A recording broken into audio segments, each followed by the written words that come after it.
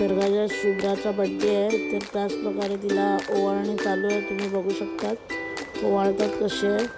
ही आर्याने ओवाळली आणि दुसऱ्यांदा ओवाळायला दिले ते स्वरांगीला. हा बघा केक मस्तपैकी आणलेला आहे आणि स्वरांगी आली आहे, मस्तपैकी ओवाळते. आता पहिला टिक्का दुसरा टिक्का मस्त तांदूळ टाकले डोक्यात आणि साखर भरवली आहे.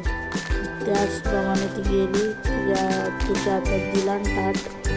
आत्याने मस्तपैकी केक काढलेला आहे. शुभ्रा बोलते अरे केक कापू द्या मला, किती वेळ लागला हे बघितलं आणि आता डोकं खाजवेल. कारण डोक्यात खूप खाज येते. कारण की केक कधी कापा रे, केक कापा लवकर.